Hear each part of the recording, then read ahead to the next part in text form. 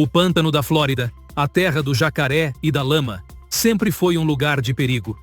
Mas e se lhe disséssemos que em seus pântanos se esconderam as imagens de liberdade mais incríveis da história dos Estados Unidos? Hoje mergulhamos nos Everglades para desenterrar os segredos dos quilombolas e dos semínolas negros. Comunidades que construíram santuários de autonomia bem debaixo do nariz dos impérios. Isto não é apenas história, é sobrevivência épica. Prepare-se para ver como uma aliança forjada na lama desafiou a escravidão e reescreveu o significado da resiliência. A paisagem da Flórida é definida pelo sol, pela areia e, acima de tudo, pela água. Mas para além das praias turísticas e dos arranha-céus de Miami, existe um mundo aquático, um labirinto verde e cinzento conhecido como os Everglades e os pântanos circundantes. Este é um domínio inóspito, dominado pelo jacaré, pelo mosquito e pela densa vegetação de ciprestes e manguezais. Durante séculos, a imagem mental que se tinha destes pântanos era simples: um deserto intransitável, um lugar onde apenas os desesperados ou os nativos podiam sobreviver, e onde qualquer vestígio de civilização era engolido pela lama e pela umidade. No entanto, nas profundezas desta imensidão lamacenta, arqueólogos e historiadores começaram a reconstruir um conjunto de imagens históricas que ninguém acreditava serem possíveis. Estas não são fotografias brilhantes ou murais coloridos, mas sim revelações silenciosas de cerâmica, ferramentas de pedra e restos de fogueiras escondidos sob o dossel do pântano. São as pegadas de comunidades que escolheram, ou foram forçadas a escolher, a liberdade no lugar mais mortífero da América do Norte.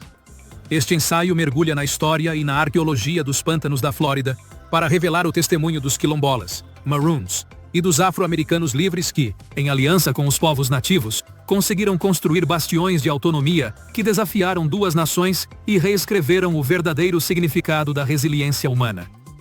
Para entender a audácia destes assentamentos, primeiro é preciso compreender a natureza do pântano da Flórida. O termo Everglades, ou Rio de Grama, refere-se a um vasto ecossistema de zonas úmidas que flui lentamente do centro da Flórida em direção à Bahia. É um lugar de contrastes brutais. Por um lado, oferece uma incrível riqueza biológica: peixes, caça, plantas comestíveis. Por outro lado, é um inimigo implacável da vida sedentária. A inundação sazonal, o calor opressivo e a omnipresença de insetos vetores de doenças tornavam-no o guardião perfeito. Da perspectiva dos caçadores de escravos e das forças militares, os pântanos eram simplesmente demasiado caros para penetrar. O terreno obrigava a viajar a pé, as canoas atolavam nos baixios, e a navegação era quase impossível devido à falta de pontos de referência permanentes. Esta dificuldade de acesso foi a primeira e mais crucial camada de proteção para os fugitivos. As imagens impossíveis que procuramos são as de comunidades estáveis neste ambiente instável. Não eram apenas indivíduos errantes que sobreviviam dia a dia, mas assentamentos bem organizados conhecidos como quilombos, Maroons. Este termo, derivado do espanhol cimarrón, era usado para descrever os escravos que tinham fugido e viviam em lugares inacessíveis. Na Flórida, estes quilombolas aprenderam a mover-se e a viver segundo as regras da água e da lama, alcançando uma simbiose com o ambiente que os tornava essencialmente invisíveis para o mundo exterior. Para os escravistas, era uma ironia insuportável.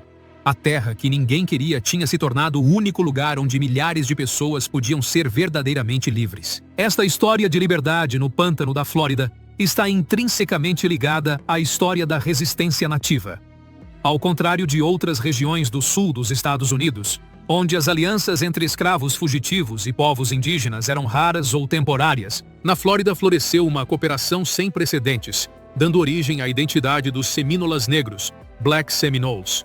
Quando os africanos escapavam das plantações da Geórgia ou das Carolinas, o seu destino era frequentemente a Flórida espanhola, onde as autoridades, num ato de pragmatismo geopolítico, lhes ofereciam a liberdade se convertissem ao catolicismo e servissem na milícia para defender a fronteira.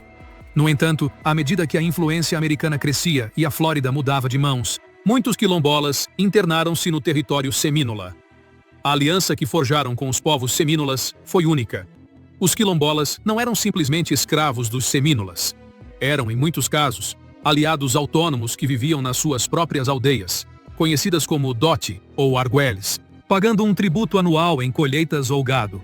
Partilhavam terras, conhecimento militar e, crucialmente, a experiência para prosperar no ecossistema do pântano. Os semínolas providenciavam a experiência para negociar os riscos do interior, enquanto os quilombolas muitas vezes ofereciam o conhecimento da cultura anglo-americana e a habilidade para cultivar colheitas que não eram tradicionais para os nativos.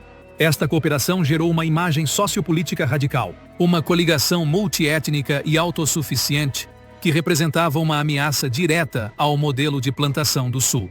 A existência destas comunidades livres na fronteira não só oferecia uma via de fuga, como era uma prova viva de que a escravidão não era a condição natural ou inevitável do afro-americano. Esta foi uma das principais razões pelas quais os Estados Unidos investiram uma enorme quantidade de recursos nas guerras semínolas, que foram, em grande parte, guerras para recuperar a propriedade escrava. Um investimento militar que superou em muito a guerra contra qualquer outra tribo nativa americana. Vimos como a arqueologia está a reescrever a história na lama. Se está impressionado com a astúcia dos quilombolas para iludir os caçadores de escravos, faça uma pausa. Conhecia a história dos semínolas negros e o seu papel nas guerras semínolas. Se quiser que aprofundemos essa incrível aliança militar e cultural, deixe-nos um comentário com a palavra aliados. E se ama a história oculta, subscreva agora para não perder as próximas expedições históricas deste canal. A dificuldade em provar a existência destas comunidades livres foi, paradoxalmente, uma prova do seu sucesso. Se um assentamento tivesse sido fácil de encontrar, teria sido destruído. Os quilombolas e os semínolas negros eram mestres da invisibilidade. As suas imagens no pântano foram concebidas para desaparecer. Construíam estruturas com materiais perecíveis, ramos, folhas de palmeira, lama, que o clima implacável da Flórida consumia rapidamente. Enterravam as suas ferramentas ou as ocultavam nos ramos, e os seus acampamentos eram frequentemente temporários. Para os arqueólogos modernos, isto apresenta um desafio monumental. Não procuram grandes cidades de pedra, mas pequenas evidências que confirmem a vida cotidiana. Um punhado de fragmentos de cerâmica, o padrão de distribuição das pedras de uma fogueira, ou restos de postes que confirmam uma estrutura. A investigação em lugares como o Great Dismal Swamp, na fronteira da Virgínia e Carolina do Norte, estabeleceu o precedente para procurar estas pegadas mínimas, e a mesma metodologia foi adaptada aos pântanos da Flórida. A chave da descoberta na Flórida reside na identificação dos hammocks, pequenas ilhas secas dentro da zona úmida. Estes montes de terra são os únicos lugares suficientemente elevados e estáveis para permitir assentamentos permanentes ou semi-permanentes. Ao escavar sistematicamente estes hammocks, as equipas de investigação conseguiram desenterrar restos materiais que contam uma história de resistência.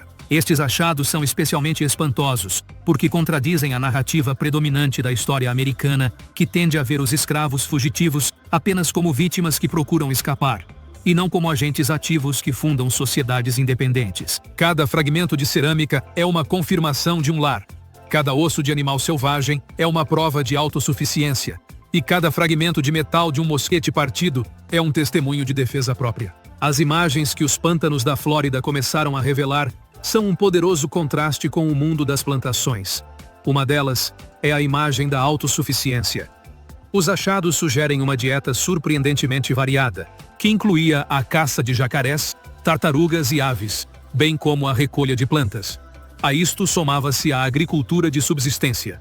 O cultivo de milho, arroz e outros vegetais não só alimentava a comunidade, como servia como o tributo que pagavam aos seus aliados semínolas.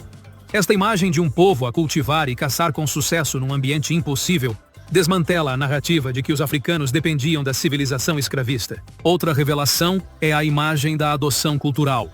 As escavações revelam frequentemente uma mistura de artefactos. Cerâmica feita no estilo tradicional africano ou afro-americano, por vezes misturada com cerâmica nativa semínola, e ocasionalmente, fragmentos de louça importada que poderiam ter sido tirados de incursões nas plantações. Esta mistura de objetos representa uma imagem de sincretismo cultural, onde a necessidade e a aliança forjaram novas tradições e formas de vida únicas, que não eram totalmente africanas, nem totalmente nativas, mas sim quilombolas. Mas talvez a imagem mais potente seja a imagem da falha no sistema. A liberdade forjada sem o reconhecimento de nenhum governo. Nas colônias americanas, a liberdade para os afrodescendentes geralmente exigia um documento legal, um contrato social, ou o reconhecimento de um estado. Nos pântanos da Flórida, a liberdade não estava garantida por nenhum papel.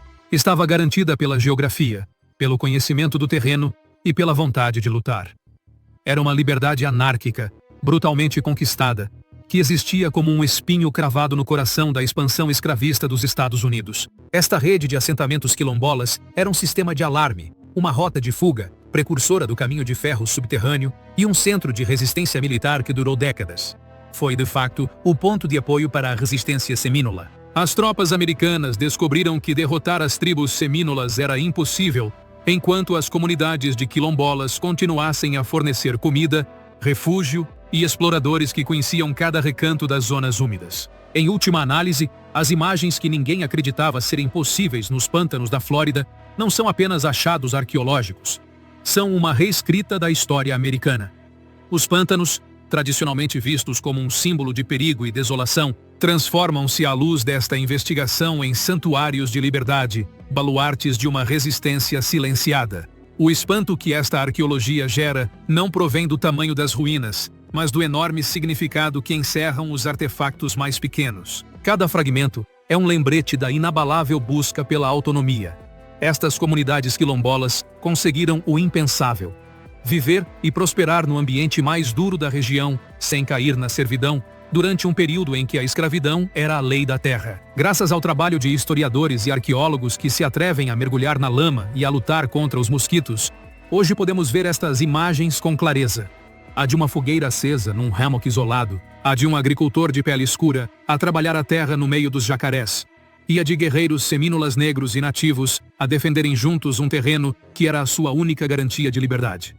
Os pântanos da Flórida não só conservaram os restos destas vidas, mas também o testemunho de um capítulo esquecido da história humana, onde o desespero se encontrou com a estratégia, e a liberdade floresceu, contra todas as probabilidades, na terra do barro e da vegetação rasteira. O verdadeiro espanto não está nos jacarés, mas na audácia daqueles que escolheram a liberdade. Estes pequenos fragmentos de cerâmica e ferramentas na lama provam que, contra todas as probabilidades, a liberdade pode florescer onde ninguém a procura. Que parte da história dos quilombolas mais o impactou? Conte-nos nos comentários. E se o fascinou este mergulho profundo na história, por favor, dê gosto. Partilhe este vídeo com alguém que precise. E subscreva para que continuemos a descobrir as histórias esquecidas da humanidade. Até a próxima, exploradores!